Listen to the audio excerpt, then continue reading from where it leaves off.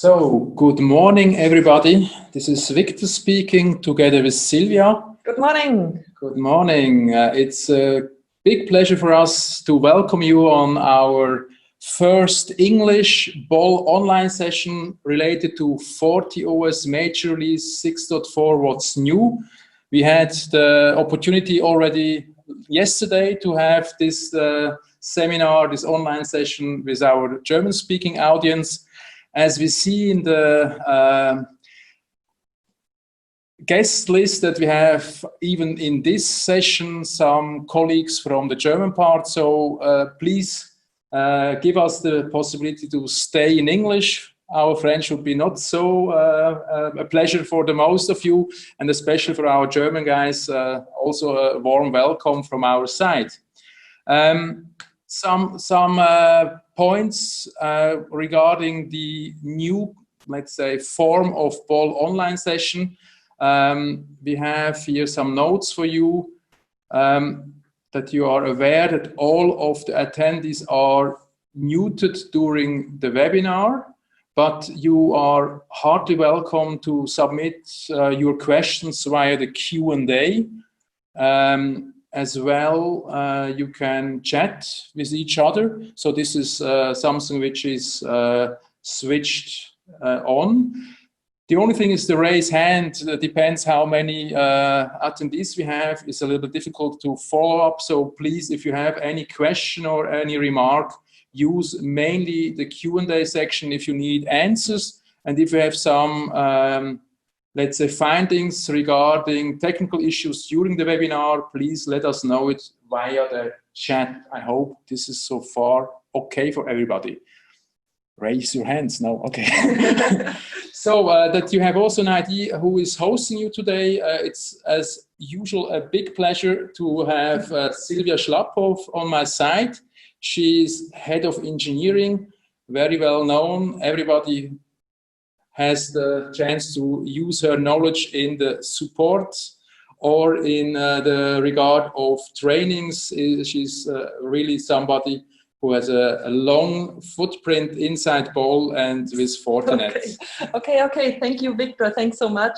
Yes, hello from my side. I'm very happy to be here to have a chat with you about 6.4. Yes, and Viktor is also joining our session. I'm happy to have him here as well, because Viktor is the master of all the product management question about licenses and all the stuff I do not know. So I think it's really perfect to have him here. If you have any question about product management, licenses, products, whatever, he will be the expert for this. So welcome, Viktor. Thanks that you are here. Thank you. Let's see what the questions will be, and we will try the best. And it could happen that we have not an answer for each one, but if you have something to check out, we will then gather the questions and give you maybe after our online session also the answers in a written form. So that you have an idea how the agenda looks. We are already in the middle of the intro, and I will switch over in a few seconds to our price list update related to the services, especially with Focus 6.4, some cool firewall news, and also something around the promo we have introduced with the price list update in the newsletter beginning of this month. And after this, it will be a big pleasure to hand over to Sylvia, who will cover then what's new, and especially the live demo will be something we are looking forward. And at the end, we have planned to have a final Q&A session where we would really love to have an exchange with you as participants. So please feel free not just to wait till the end, but put in your questions online. And if we see that it's something we can reflect, we will try to be aware of that. And so I would say, let's start now with the presentation. So related Q2 2020 prices update, and of course some things happened since the last major release update. The good news is Fortinet has changed some minor things in the formerly known Unified Threat Management UTM service bundle. It is renamed to Unified Threat Protection UTP. But this is just another adjustment in the description, and everything else, price and SKU, remains the same for you. What changed at the beginning of this month is that the enterprise and 360 protection services have received new SKUs. So be aware if we have to make some renewals that we change then the SKUs. Could be then also interesting for call terms. Enterprise bundle price has been slightly reduced in the Q2 price list, which is very nice. And Fortinet also makes some changes and removed the Caspi service. And instead of that, we have a new FortiConverter service. So if you have an older FortiGate release, you can easily migrate the configuration to the latest, greatest FortiOS version. This is then supported on an online web tool, and a new IoT service which will start with FortiOS release 6.4.1. In the 360 protection bundle, the SD-WAN orchestration and IP address management service has been added, and also the security rating, which is quite a cool tool, has been extended, which is already available in the enterprise and 360 bundles. Or, of course, you can always also buy them a la carte as you wish. So there are a lot of wording. What I try to do is make it also as a picture. A picture says more than 1,000 words, as we Germans say. Let's start with the basic. For every, let's say, FortiGate firewall which is sold as hardware only, we recommend at least to buy the FortiCare as a bundle. The cool thing is, of course, FortiCare covers the warranty. After 1 year, when the warranty phases out regularly, business to business, you can extend it year by year or even 3 or 5 years in one step. But be aware, of course, by side of 24/7 support, which is provided by Fortinet, you have also then the legal right to download Forti firmware patches and even major release updates. So without FortiCare, no legal right to use latest, greatest firmware. And by side of that, what we see, the FortiCare is only available in 24/7 since now, really since this month. The final services have been discontinued. This means the advantages, you have the so-called advanced replacement next business day, which is an error-made support where you get a box before you have sent back the defective unit. Be aware that advanced replacement next business means if on Friday afternoon the case is approved by Fortinet support, the box will be then delivered on the next Monday. If you need a next day delivery or even a shorter period, Fortinet provides special premium services. We love to make you an offer if this is a need. Okay. Additionally, FortiCare covers some important database updates, as you see in the basic line, in the baseline, Internet Service DB, and so on. And also FortiGuard application control services are covered already with FortiCare. If you would like to go a step further, this is also something which is not bundled with the hardware, so you have to buy it as a separate service to hardware, is the so-called ATP Advanced Threat Protection Bundle. Additionally to FortiCare, we have there the IPS services, which are then covered with this bundle, and of course the Advanced Malware Protection, which is the well-known antivirus, mobile malware, and so on. And what is also cool, that the FortiSandbox cloud service is also already, if you choose the ATP, provided by this bundle. The most common, let's say, well-known service is the UTP, formerly UTM bundle, which can be bought with the hardware also as a hardware bundle or as a separate service, or then as a renewal service, is then additionally the web filtering and the well-known anti-spam service, which is a part of the UTP service. And then these are services which have the same SKU as before indicated. Now, enterprise protection has got some new services, therefore there's also a new SKU to make the differentiation. Just regard the footnotes, these new services are only available if your FortiGates are running FortiOS 6.4. That's the reason why we have placed it into this morning session as a topic. Cool thing is we have this, let's say, enhanced FortiGuard security rating service. This is really something, if you would like to check your PCI compliance and some other recommendations, is really a very interesting tool. Then you have the, let's say, special industrial services, which is in this package, and the new service in IoT detection. This will be something with 6.4.1, and the FortiConverter, as I mentioned, if you would like to migrate your services from an older to a newer release. Very helpful. And last but not least, of course, the full bundle 360 protection bundle, which is in fact then with some additional cool features like FortiManager Cloud and FortiAnalyzer Cloud, which can be combined then with this SD-WAN, orchestration, monitoring, and overlay control services. And IP address management, IPAM Cloud, is also part of this new, let's say, setup of the 360 bundle. Of course, all of these services can be bought as a la carte. So if you have some special needs, you don't have always to buy everything. But of course, if you would like to make a smooth way, or your customer looking for a smooth way, go for the 360 protection.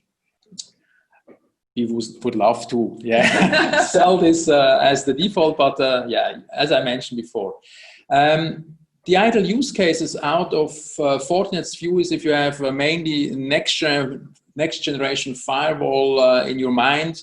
This needs, the ATP bundle is a very competitive entry point. As soon you need some additional web filtering and anti-spam services, the UTP bundle is then the way to go. And of course, the enterprise protection gives even more compliance and benchmarking out of the box. And if SD-WAN is your goal, then Fortinet's recommendation is go for the 360 protection bundle. One last note, what you might see in the footnote number 1 is in the right corner below the ASC. This is the so-called advanced service and ticket handling. This gives a special access directly to the second level support, and you have also, let's say, quicker response time, a better SLA. So this is another advantage. Is in fact an add-on on every 24/7 FortiCare. So it's an extra special SLA which you get either in the bundle or you can even buy separately. Okay, just for your reference, we will hand out all these slides after our online session, also by a follow-up email as well. The session is recorded, and we will then send you an email with the appropriate links, and also the Q&A part where we can't maybe answer as a summary will be then handed out, and you get then a follow-up email. And then you have this reference. We would like to show you the one or other part of these new services, but as we mentioned, 6.4.1 is still not released, so wait and see. We have a further sessions planned, as you know, in the beginning of June and end of June. Maybe the one or the other we can then reference there.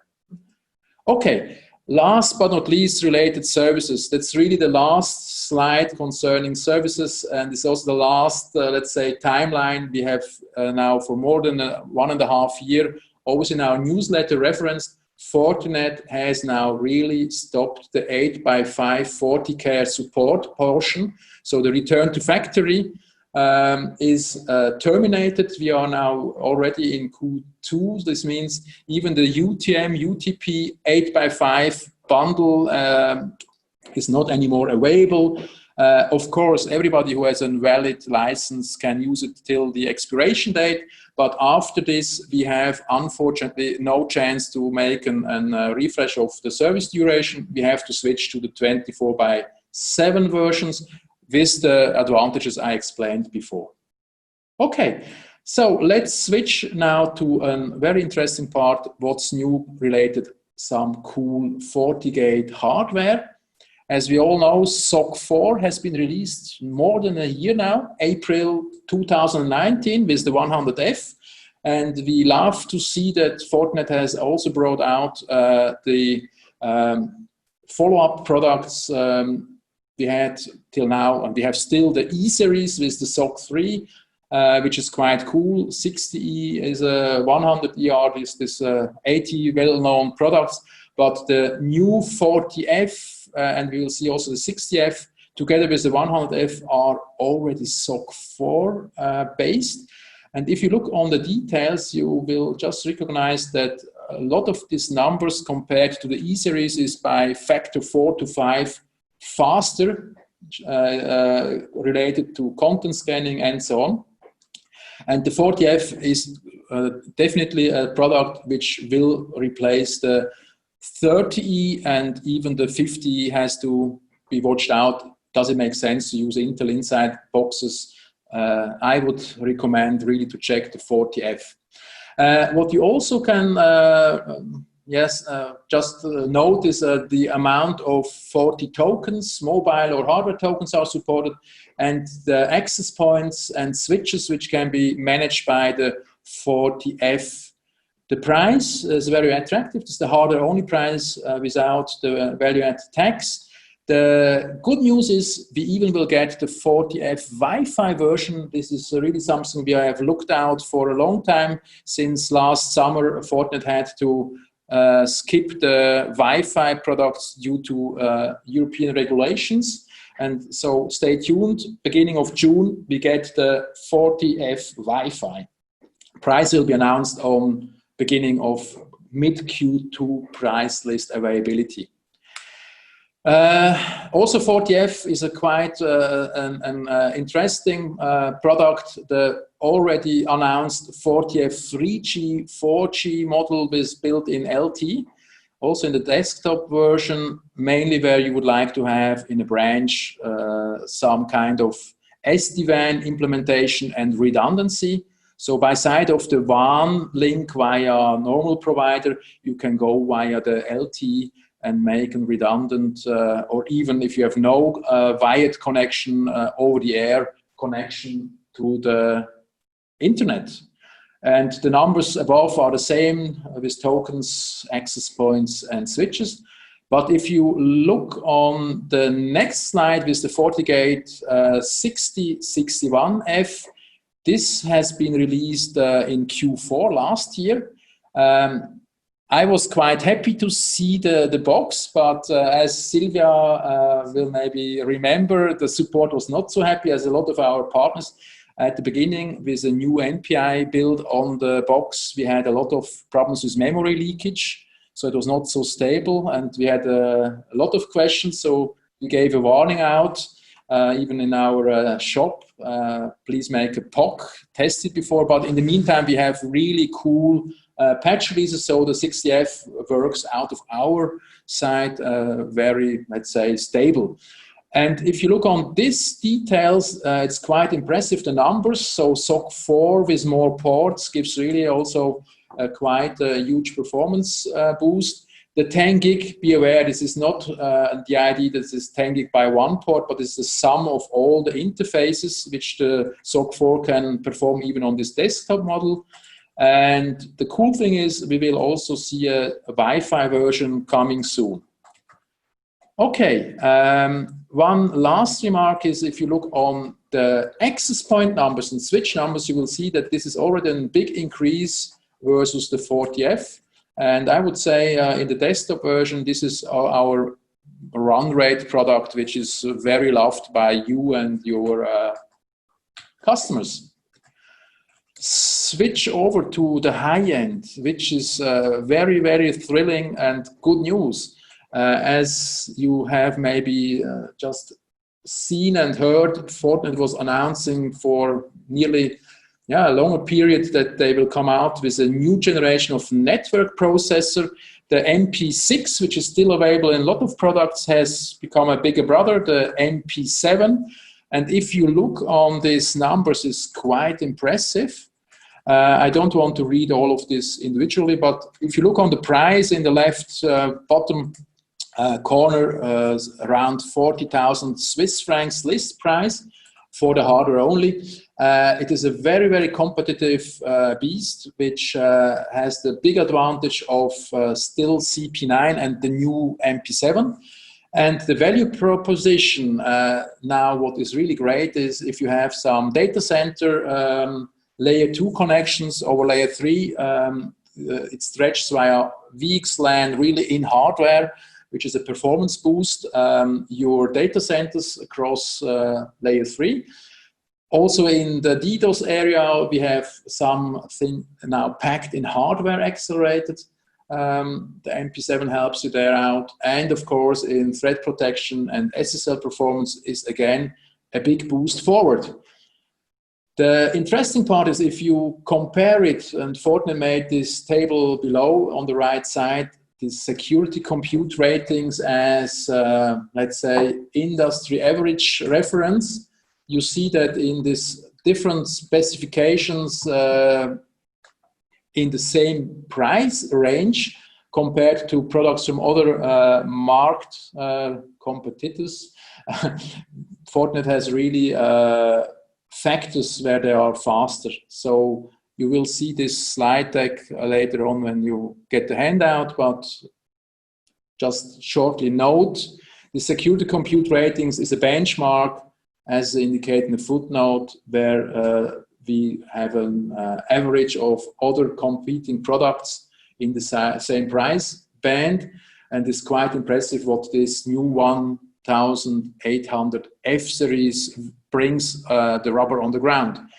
Fortinet has let's announce this as also a replacement of the 1500 D series. And it gets even better.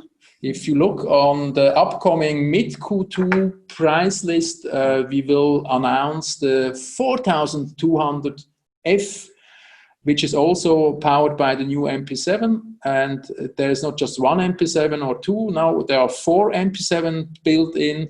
And you see also on the interface, this really beast has 8x40, 100 gig interfaces, plenty of 10, 25 gig interfaces. And if you look on the industry average compared to the FortiGate numbers, it is also giving factors of more speed and horsepower compared to the industry average.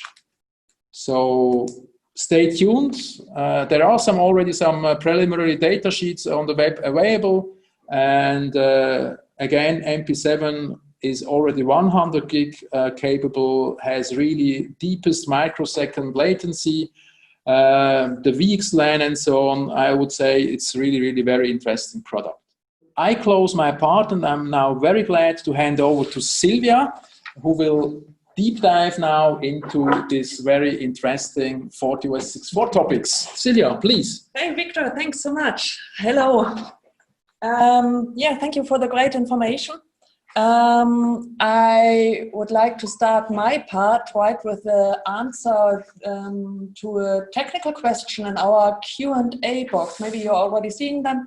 Jose is asking if a FortiGate F or 60F can offload the PPPoE, because up to now the devices, the 60E for example or D, they are not offloading the PPPoE traffic. So if you terminate the PPPoE on the FortiGate, all the traffic runs through the CPU instead of the instead of the network processor, and therefore you will have limited throughput.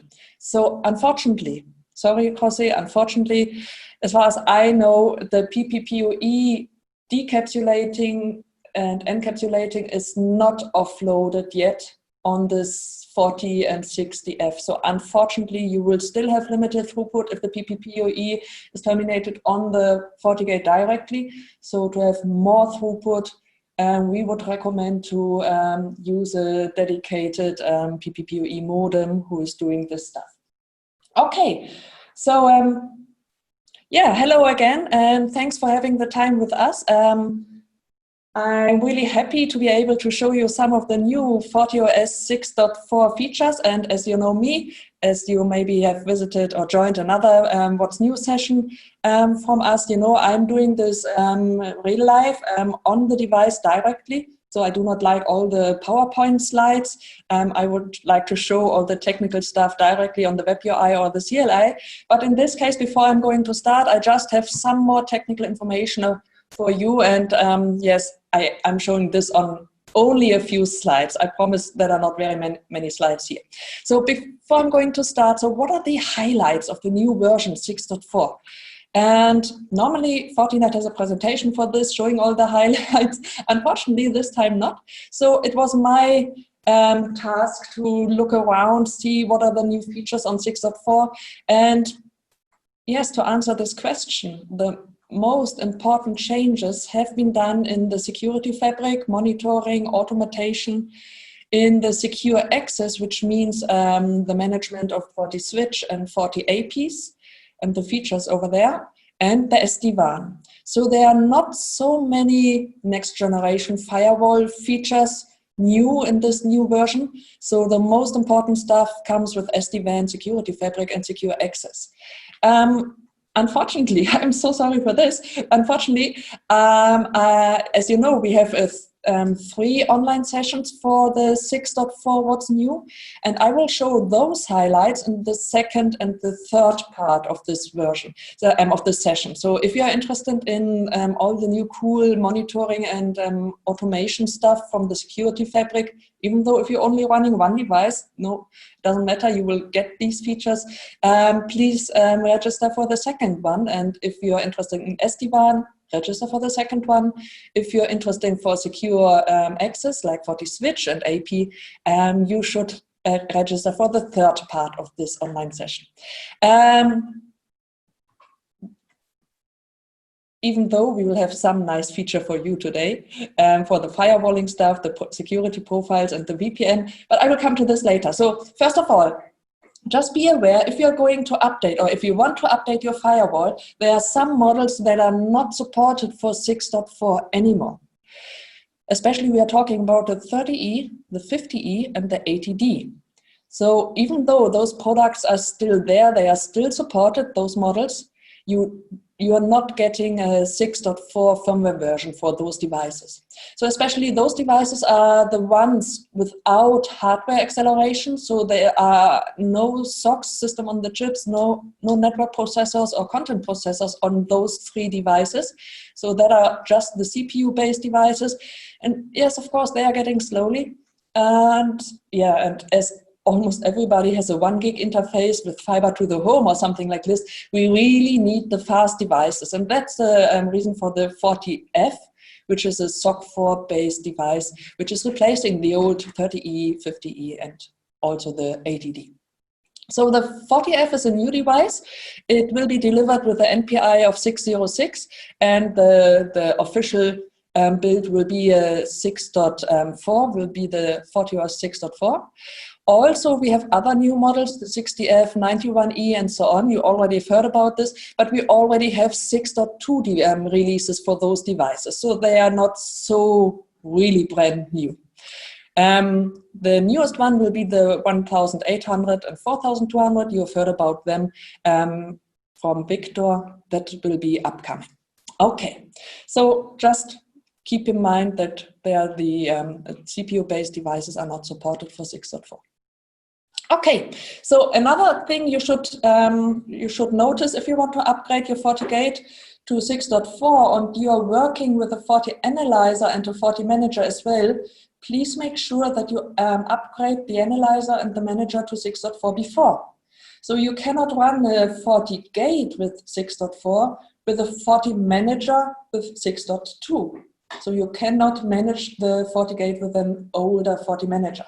So this is sometimes a little bit complicated. Which version of the FortiManager is compatible with the works with the FortiGate, with the specific version of the FortiGate.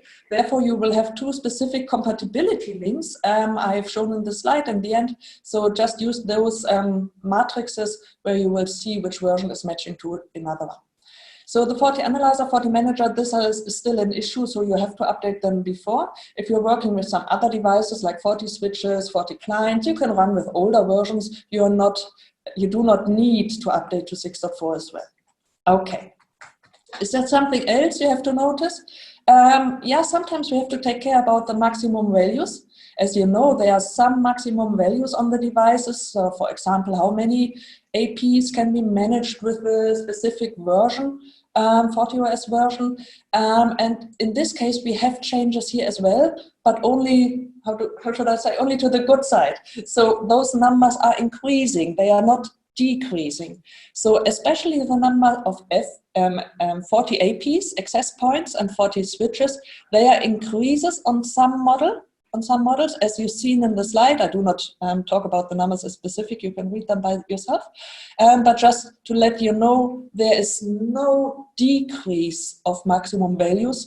We had the situation in earlier times, but not yet with 6.4. Even though you have to take care about some stuff if you're going to upgrade to 6.4. One thing we know, if you upgrade a FortiGate, especially a smaller one, a desktop model like a 60, for example, to 6.4, and you have configured FortiLink interfaces, especially on the hardware switch interface, which means if you, for example, use internal 3 and 4 for the FortiLink, please be aware that you can get into some problems if you upgrade to 6.4. There's an issue on this, so please be aware of this one. Additionally, the switch and VLAN configuration for the FortiLink, so for connecting 40 switches, is changing a lot with 6.4. You will hear about this in the third part of this online session when we talk about the 40 switches. So please be aware that there are big changes with the VLAN configuration on 6.4. Yeah, visit our third BOLL online or have a look into the release notes. There are some more changes. The FortiGuard communication, the communication to the web filter service and so on, the communication is changing a little bit. I will come back to this later, to this Anycast communication. And we have heard about an issue with 6.4, we already know about, that if you're using FortiClient Ssl Vpn with split tunneling, this seems not to work on macOS Catalina, but I already got the information yesterday that it's working with a specific Catalina release, so I'm not sure there might be some problem, just to let you know. Okay, and last but not least, something which is not specific to 6.4, but to every upgrade, don't forget to back up the config before you are upgrading. I know you know this already, even though I'm saying this, because if you need to downgrade for some reason to a major release, to an earlier previous major release, it's possible that big parts of the configuration can be lost during the downgrade. So it's very important to have a backup for this previous release. Okay, so even though, should you upgrade or not, it depends on. If you're running a FortiGate with 5.4 or 5.6, yeah, you should think about upgrading. Maybe not to 6.4, but another one. But as you can see here, 5.4 is getting to the total end of support in June. So in 1 month, 5.4 is not supported at all anymore. The 5.6 version, we already had the end of engineering support. The end of support, the total end of support is next year in autumn, end of September, which means right now we only have emergency patches for the 5.6 version, which means if there's a big security issue with SSL or something like this, this will be fixed. But other bugs which are not security issues, they are not going to be fixed anymore. If you need a full supported version, you should run 6.0 or higher. Okay. So if you want to upgrade to 6.4, there's a recommended upgrade path. You need to run 6.2.2 at least to update to 6.4 for the upgrade path. So you know this link in the support portal, I think. If you go to support.fortinet.com, go to download firmware images and then the upgrade path, then you can check the upgrade path for upgrading to 6.4. Okay, so that was the theory, the information I would give you before we talk about 6.4 directly. So this has been my very, very last slide. And the next stuff is that we are changing to a live demonstration. So, okay, just give me a second. I will need to stop the presentation and go to my device here. Yes, so just to show you the login. The colors are a little bit different. That's what I've changed before, so this is not default color.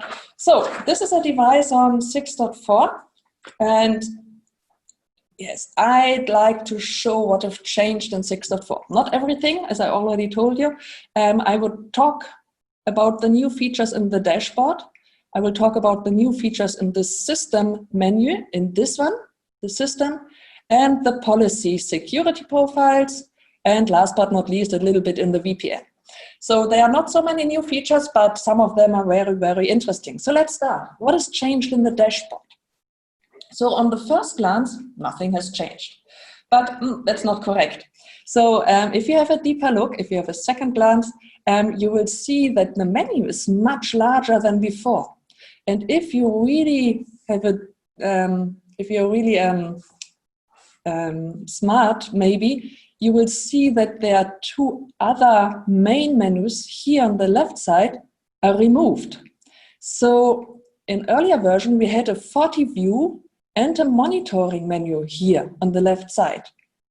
They are lost. They are not really lost, but they are integrated into the dashboard. So the dashboard not only covers the dashboard widgets we know from earlier version, we cover also the monitoring tools. So the monitoring, for example, have been the routing table.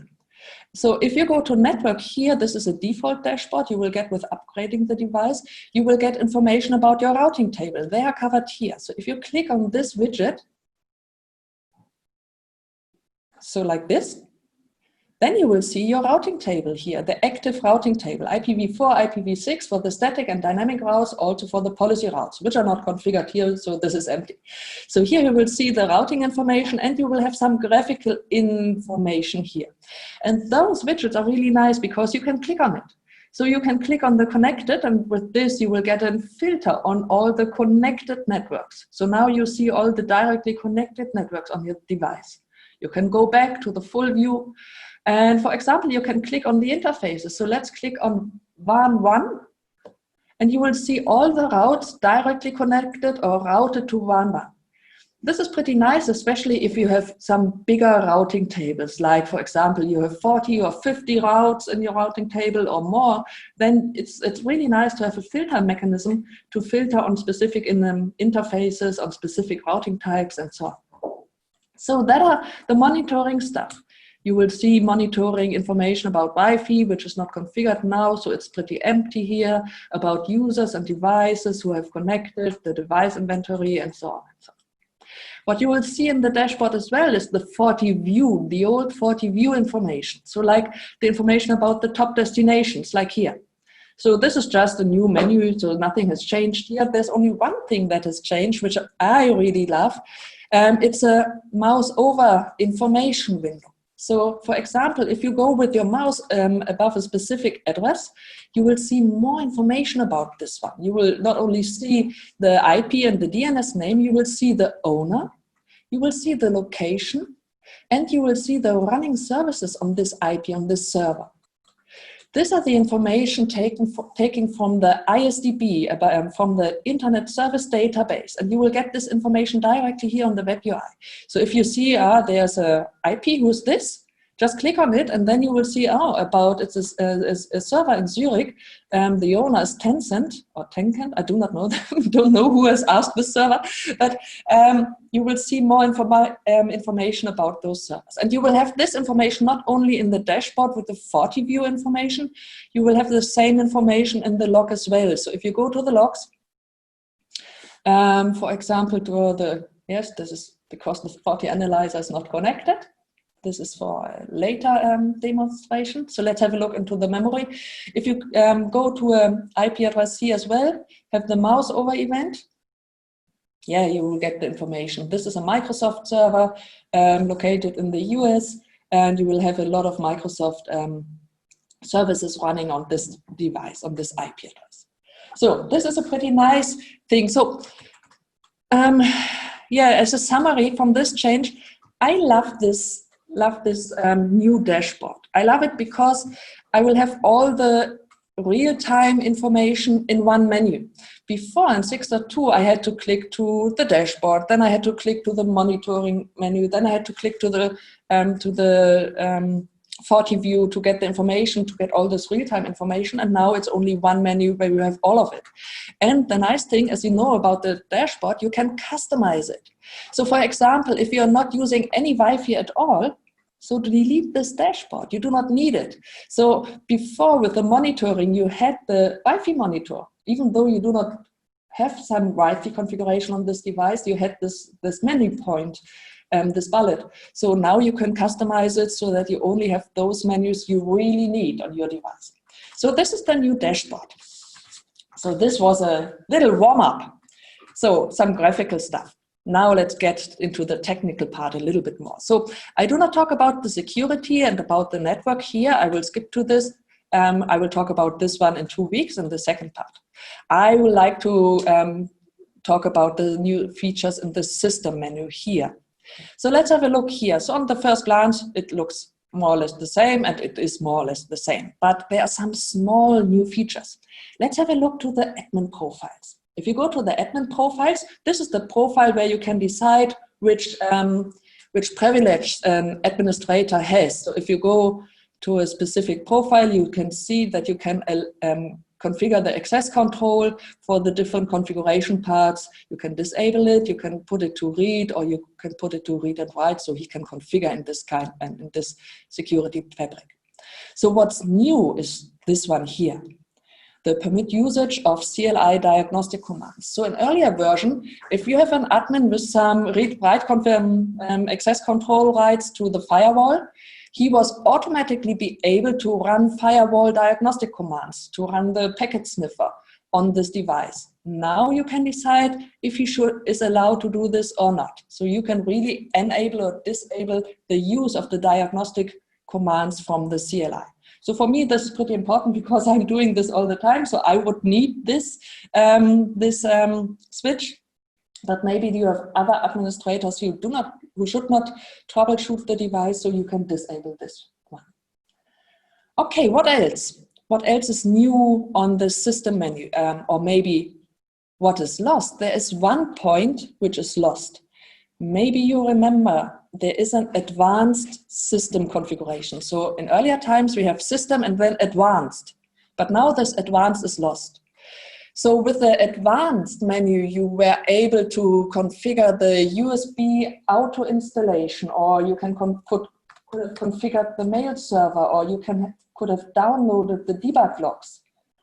They disappeared? No, they not really disappeared. It's just a new location for it. So just to let you know that you are not searching, if you want to configure the email server or the auto USB installation, or you want to download the debug logs because the support is asking for this, you will find this here at the system settings configuration. Okay, here we have all the stuff we would have found accessible on the advanced menu in 6.2 and earlier.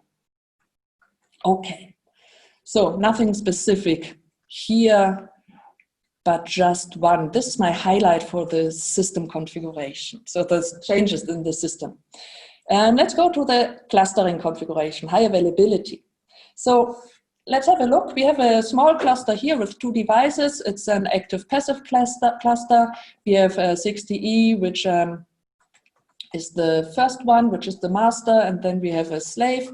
So the name is the 1 and the 2. So here's the 2, and the master right now is the 1. So now sometimes it's possible that you want the second device to be the master, so you want to have a failover.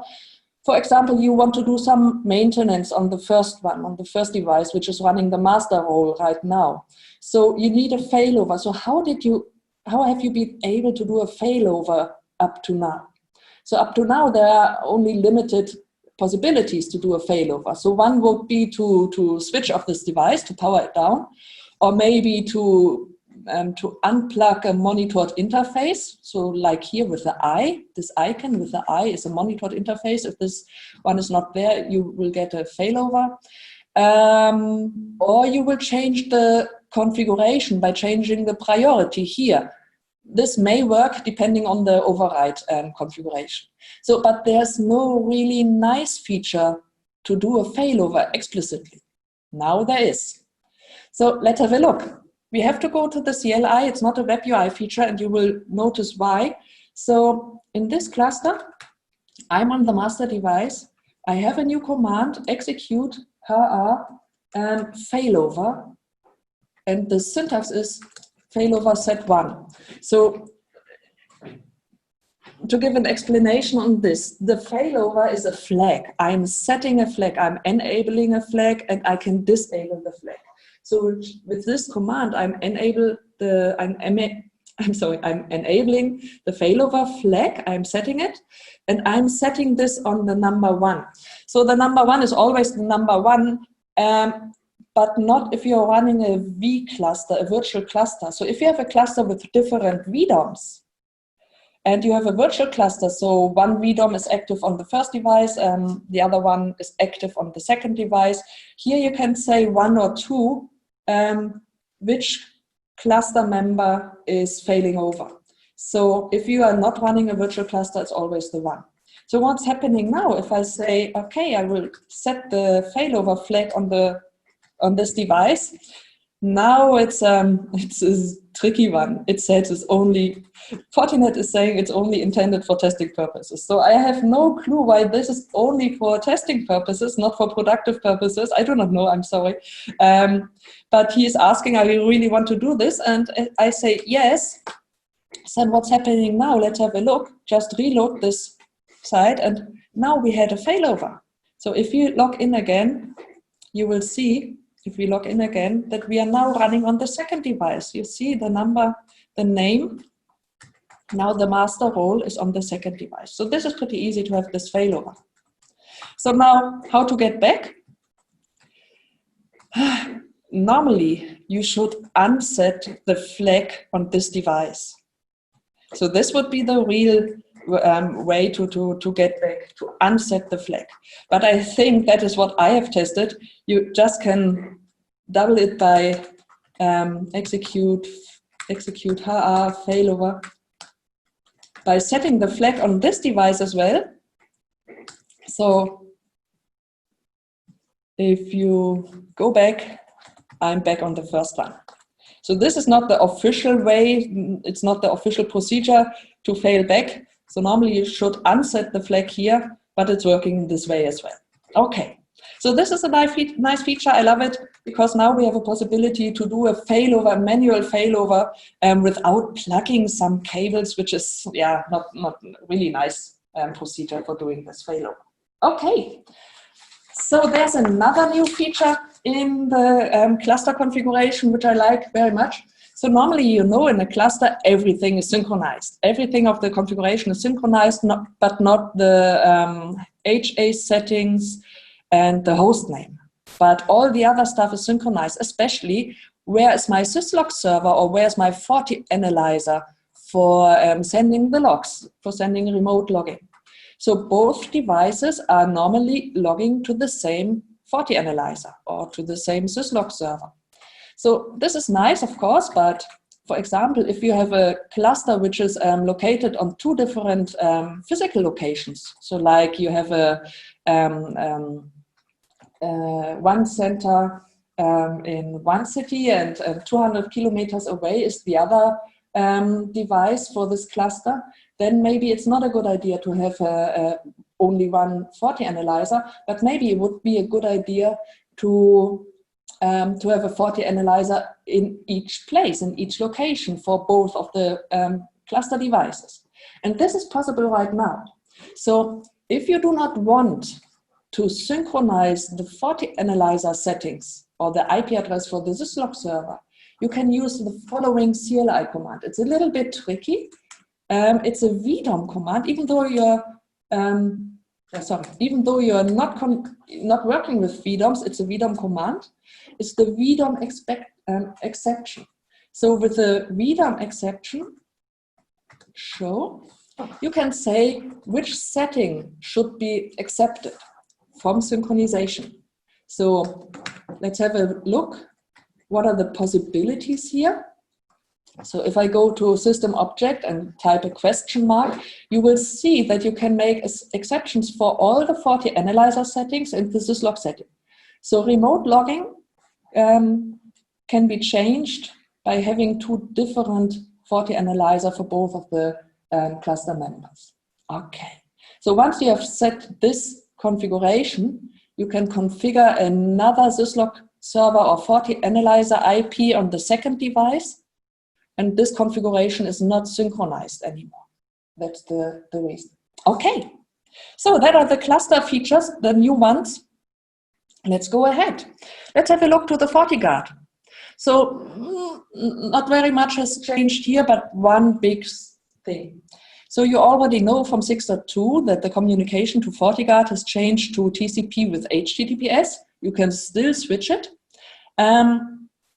Maybe you have noticed some problems in the beginning, because in the beginning there has only been one FortiGuard server which was able to run HTTPS, which was answering on HTTPS, and this server has been located in the US, so there hasn't been any server in the European region, but now this has changed as well. Even though we had another change in 6.4. The change is that the communication to FortiGuard servers has switched to Anycast communication. Before it has been unicast communication, now it's Anycast. So now normally everybody should ask, but this is IPv4 traffic. How can this be Anycast? Because Anycast communication we only know with IPv6. And to be honest, it's not real Anycast. It's some kind of BGP support we are using here.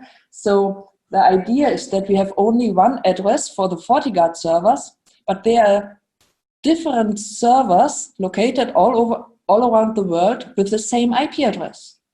And the BGP routing is configured like using multiple routes to the same destination, but it's not the same destination. There are several servers, but BGP will look for the shortest route to get to a FortiGuard server. So that's the idea. So why I'm emphasizing this, why I'm saying this. This is only a CLI configuration, and normally you're not seeing it. But we already have noticed that we have problem with the FortiGuard Anycast communication. So just to let you know, if you are upgrading and you are getting into trouble with the FortiGuard communication for some reason, have a look to the CLI, to config system FortiGuard. If I do a show full, you will see that the FortiGuard Anycast configuration is enabled by default. So if you're getting into troubles, this is what we have already experienced with 6.4. If you're getting into trouble with the FortiGuard communication, switch it, disable the Anycast communication. It's still working, and then you should, this one should work better. So this is just to let you know that there is a change, and right now we have still some issues with these changes. Okay.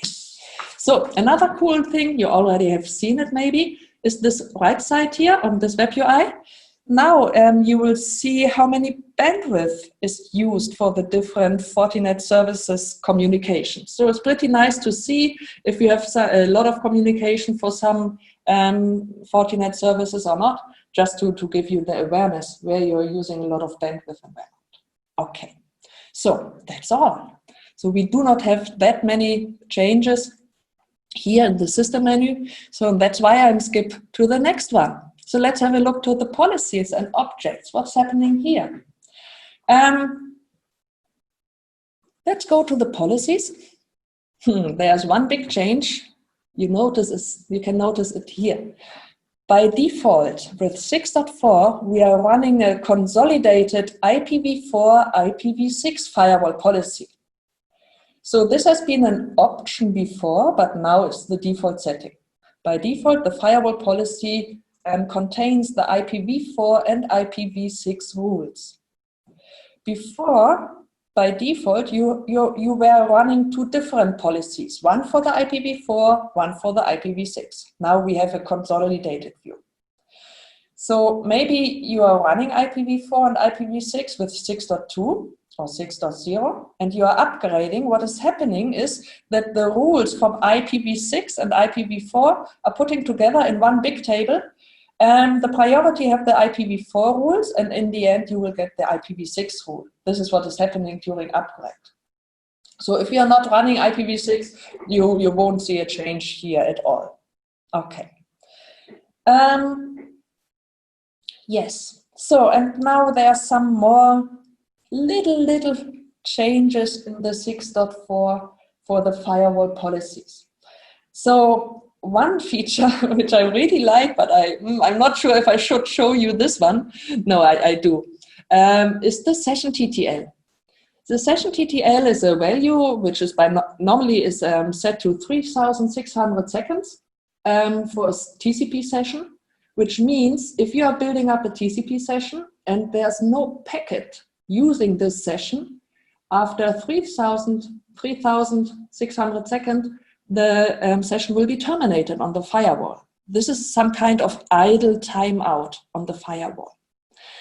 So now sometimes there are specific situations, especially in the healthcare, in the hospital, where you are running some old medical devices which are using the network, which are building up a session, but not running any packet anymore. And the device is expecting the session to be working for days and months and weeks and hours.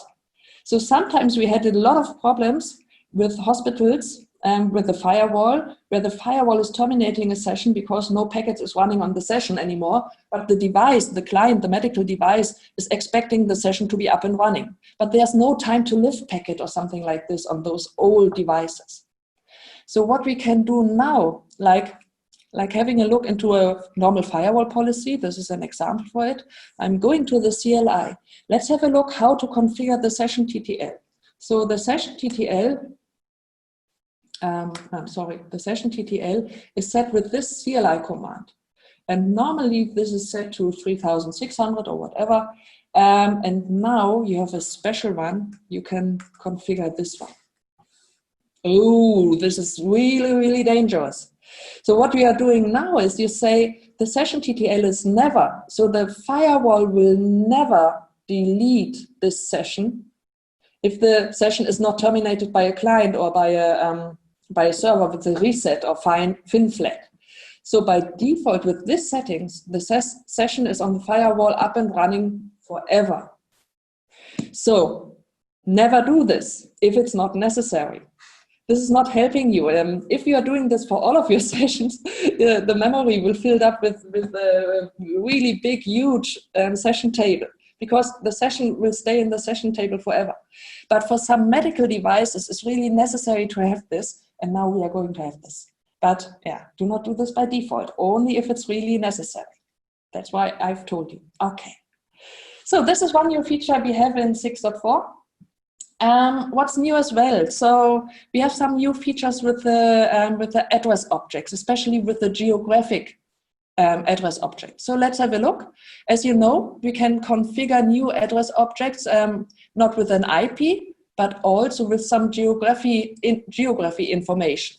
So what we can do, we can say, I make an address object with all of the devices located in Australia, for example, like this one. So all of the public IP addresses used by Australia, all of the server located in Australia are a member of this address object, of course. So this could have been used with IPv4 before, we know this. What's new is that we can use this with IPv6 as well. So just to let you know, the geography database for IPv6 is not very detailed. So it's not that good. right now, of course. It's a new, IPv6 is a new address format, and we have a lot of information, and it's not that specific with IPv6. So what's the use of it? There's another new feature with this geographic address object, and this is used in the firewall policy. So what you can do with the geographic address object. So right now, the geographic address objects are related to the physical location of the server. So here I have a Canadian address object. So all the servers which are physically located in Canada are used in this CA address object. So this is just a physical location, but maybe there are servers physically located in Canada which are running by another company from another country. So let's say there's an IP address which is registered to a company from another country like China.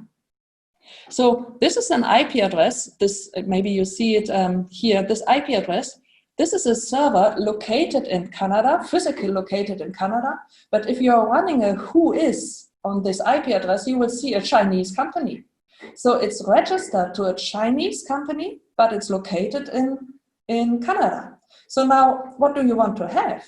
Do you want to create a rule to allow connections to all the servers in Canada?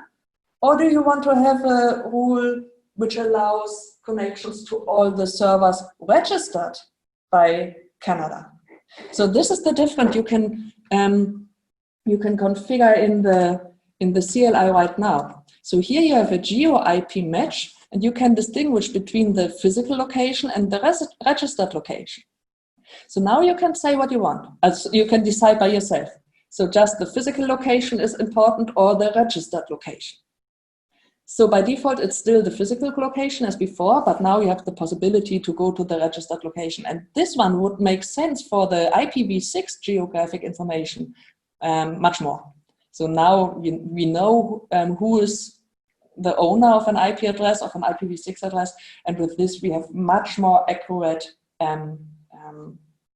definition of this address. Okay, so this is the geographic information. You know, there are some new geographic information as well. Okay. Yes, that's more or less all with the firewall policies. But you know, we have those UTM features here. Huh? As you know, starting with 6.2, we were able to choose the inspection mode by firewall rule. So you can decide if you want to have a firewall rule proxy-based or flow-based. This has been started with 6.2. But the problem is with flow-based and proxy-based, the security profiles need to match the inspection mode because there are different settings for antivirus or web filtering depending if you're using proxy-based or flow-based. So by default, you have much more setting with the proxy-based inspection mode than with the flow-based inspection mode. So this was already always a little bit difficult to find the right configurations depending on if you're using proxy-based or flow-based. So there's a new feature here with the security profile. So if you create a new security profile, you can decide if you want to see the setting for the proxy-based inspection mode, or if you want to see the settings which are available for the flow-based mode only. So here you can configure what you need. If you need a proxy-based configuration, just go to proxy-based and you get all the configurations in the web UI.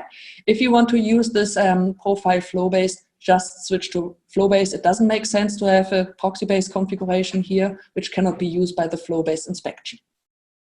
Okay, this one is new. This can be done for all of the security profiles. And as we are seeing the antivirus here, just to let you know, maybe you know this, there are by default three different databases for AV. This one just could be configured in the CLI only. So the three different AV databases have been the normal database, the extended database, and the extreme database. And as the name says, in the normal database, they are just the normal viruses which are in the wild right now, which are using the signatures, the virus signatures that you can see on the internet right now. In the extended and in the extreme database, you have much more signatures, maybe just only host-based antivirus signatures, which are normally not spreading over the internet, but even though to be complete, you have this information as well in the extreme and extended database. So what is going to change here? If you go to config antivirus, I think it's the settings.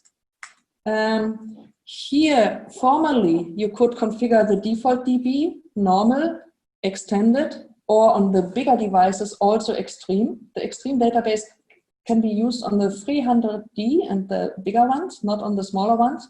It's a question of the memory size, of course. Right now, what's new is that the normal database is not there anymore. So the normal database has been deleted at all. So now all the devices are using the extended database by default. The extended database, and on the bigger ones, starting with the 300D, you can choose to use the extreme database, but there's no normal database anymore. So the CLI command is new. Formerly, this has been this command, set default DB. This is not working anymore. And the new one is just to use the set use extreme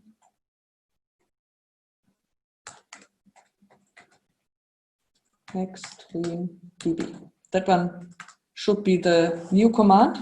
I cannot use it on this device because it's a 60E. And of course, we can use this command only on the 300D and upper. So that are the new CLI commands to use the new, the extreme AV database. Okay, so this is for antivirus, change for antivirus. Nothing else has changed for antivirus.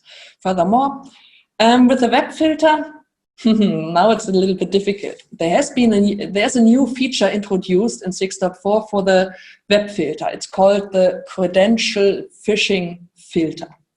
So sometimes you may already have seen a website, a phishing website, which is asking for your user credentials.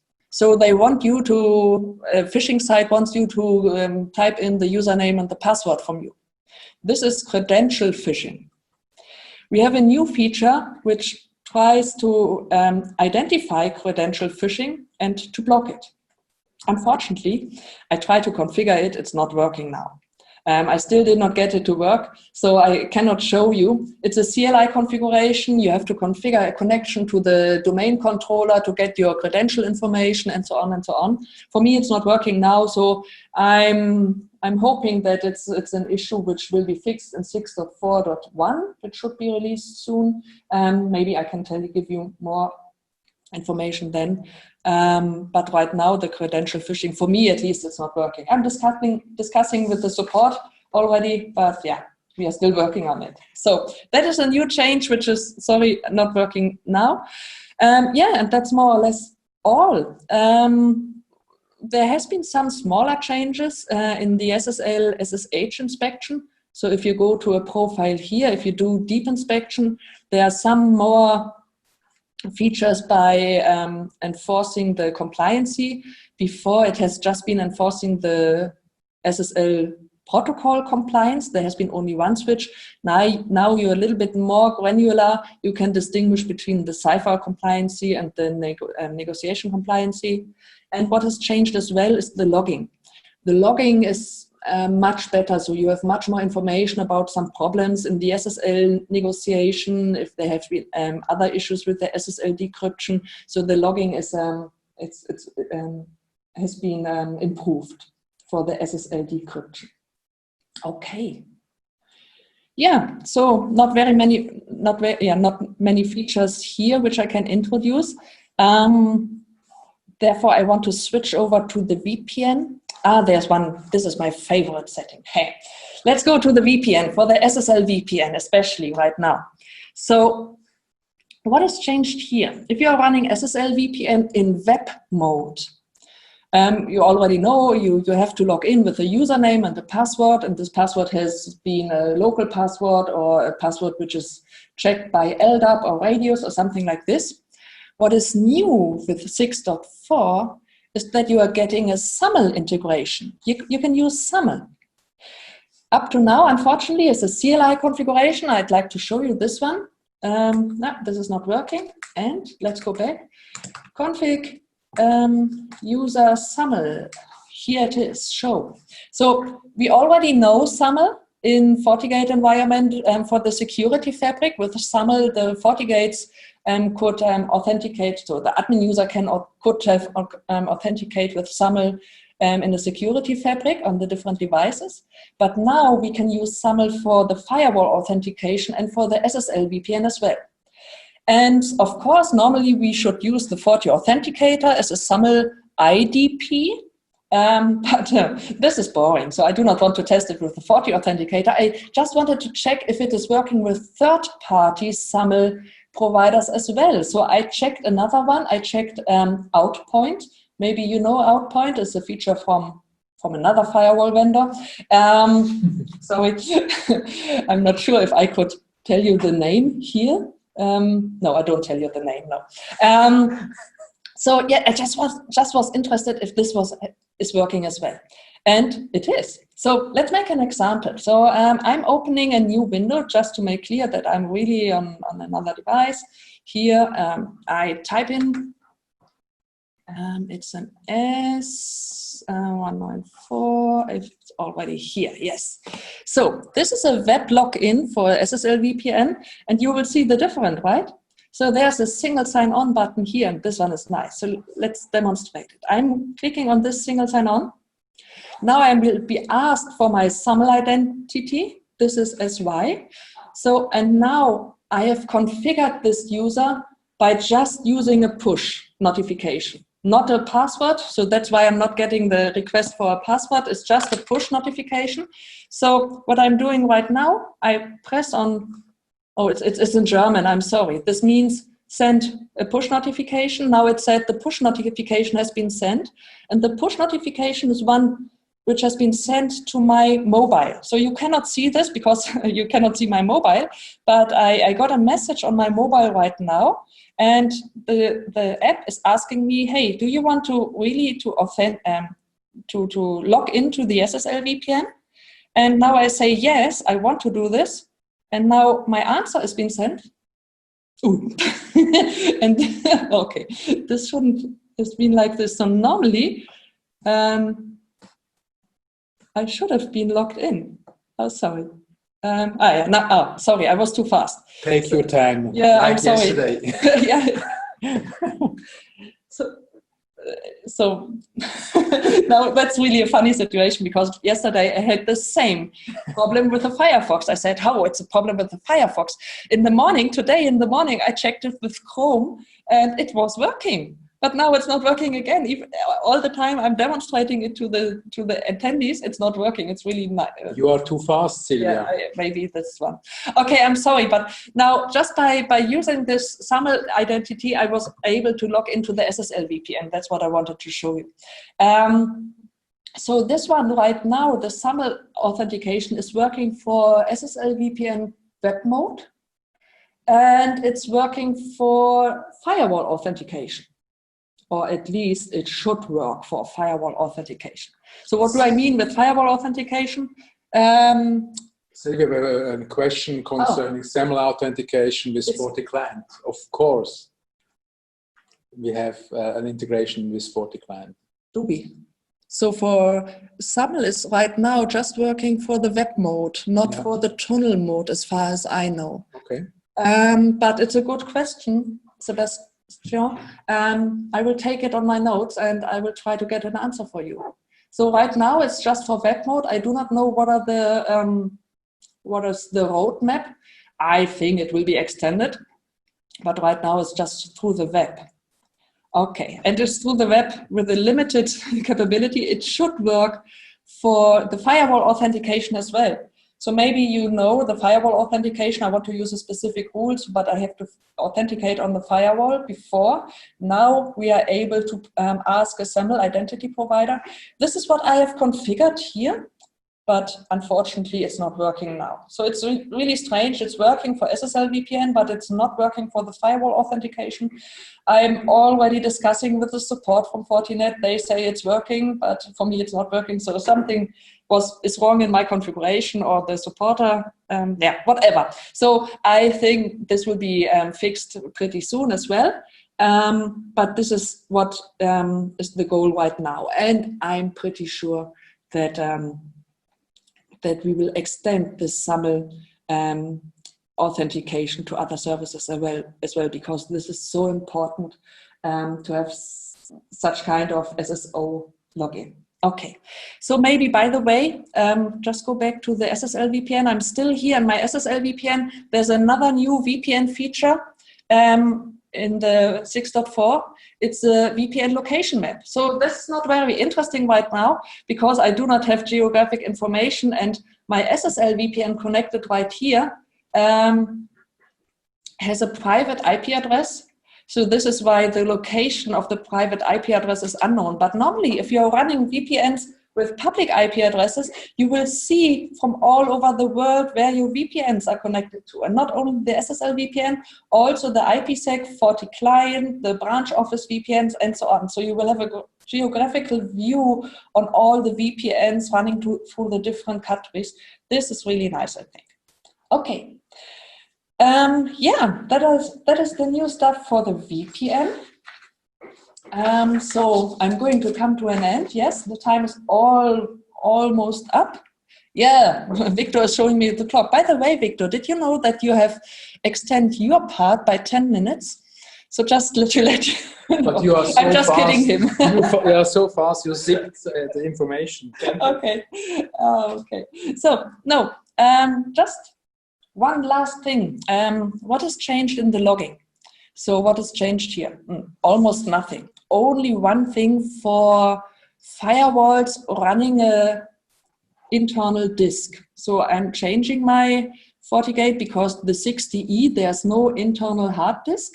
Let me switch to a 61. Now I forgot the password, sorry. Let me switch to a 61F in this case. Where we have a hard disk. So what is the idea now? So what's the new feature? So normally if you're running a security fabric or something like this, of course, you're logging to a FortiAnalyzer. So I have configured a FortiAnalyzer here, and you already see we have problems with our FortiAnalyzer. So what is happening normally if the FortiGate is not able to reach the FortiAnalyzer? Because in this moment, we cannot send the logs to the FortiAnalyzer. So normally the firewall by default is caching the logs in the memory. So there's a buffer in the memory and all the logs are cached there. But as you know, the memory typically is too small as usual. So there's not very much space, not very much big, it's not a big size in the memory where you can buffer or where you can cache the logs. So if you have a device with a disk, why shouldn't we use the disk for this? Up to now, up to 6.2, it was not possible to use the disk for caching the logs, which will be resent to the FortiAnalyzer once the FortiAnalyzer is back. Now we have this feature. So with 6.4, you can configure a CLI switch. Of course, it's a CLI switch. It's configured on config system global. And here you will have the FortiAnalyzer disk buffer size. This one is new, and you can configure a range, a size. So let's say it's 200 megabytes or more, maybe more. We should use more for this one. And now you were able to cache 1 gig of logs on the disk. And hopefully, once the FortiAnalyzer is back up and running, you're not overusing your internet connection by sending 1 gig logs in one moment to the FortiAnalyzer. But that's the idea, to have a bigger disk space, to have bigger memory space for caching the log entries. Okay.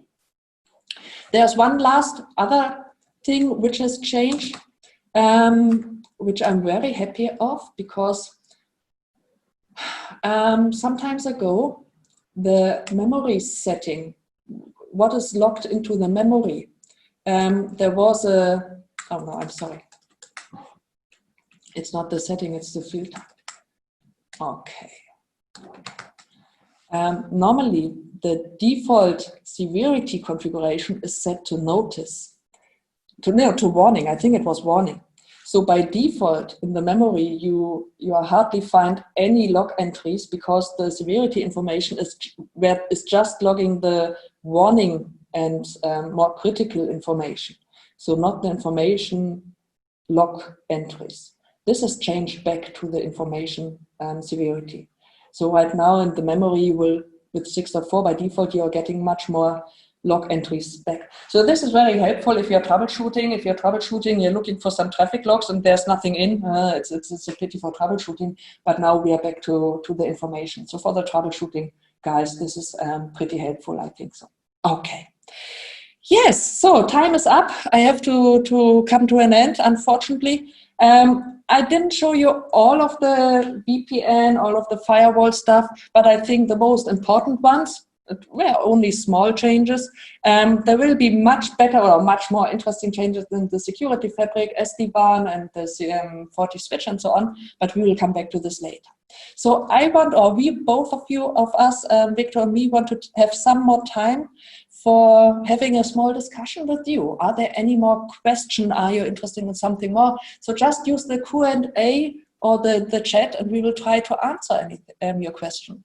So Viktor, are there any questions left I didn't get during my presentation? In the meantime, I was already answering in the chat some of the questions. That's great. I can talk and you have to work. Perfect. Thank you. Yeah, both of us start working, hopefully. One question I didn't got any reflection is my question, which was if anybody out there is already using the FortiOS 6.4 in production environment or at least in a home environment. So I didn't got any feedback either. You are afraid to give me a hand personally, but it could be very nice to see. Is 6.4 already news? So if you can give a little yes or no, that would help us. Raise your hand if you're already using 6.4 in production or in your home office. So nobody is raising the hand. That's good. No, why is this good? So from a support point of view, I'm pretty happy.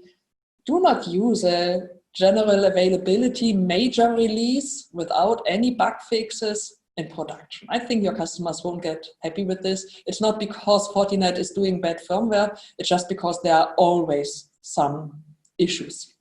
Or Fortinet, do not call it issues or bugs, Fortinet is typically calling it room for improvement. Yeah, that's funny, but no, they do not use it anymore. And 10 years ago, they said it's not a bug, it's room for improvement. Anyhow, so any questions from your side? No more questions. Any features you are missing? Are there any features you are missing in 6.4 for firewalling or something like this, VPN? Okay, so in this case, we will keep this Q&A open for some more minutes.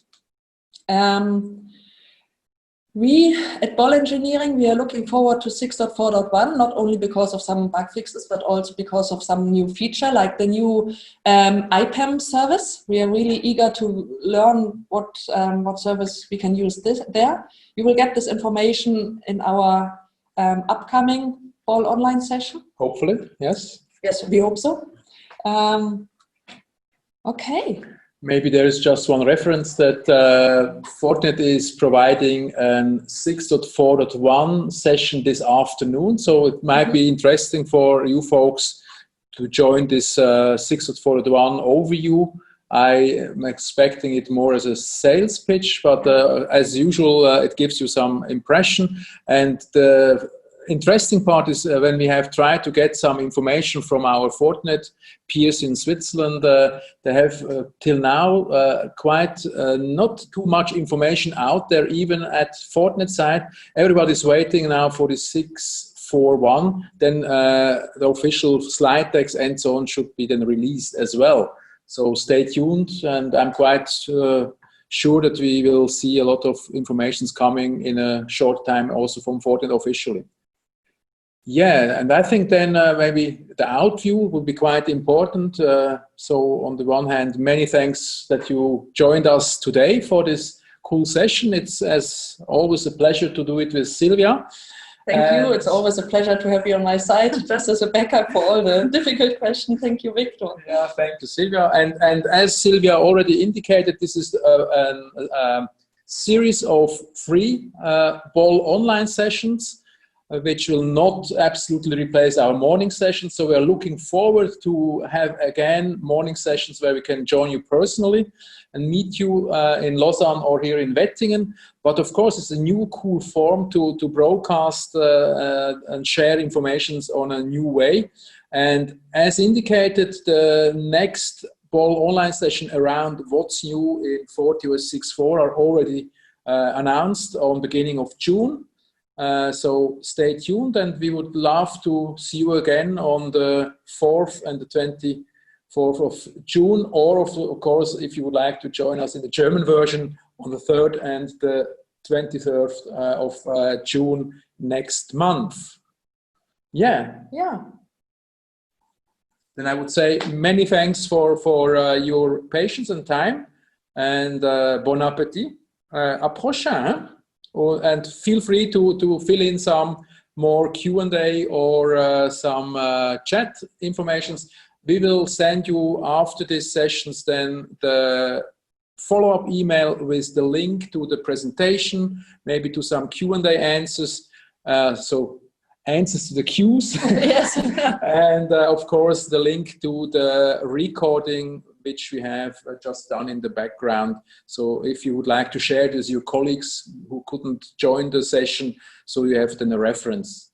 Okay. So thanks a lot. It was a pleasure to meet you, at least virtually, hopefully next time in person. Thanks a lot. Have a great time.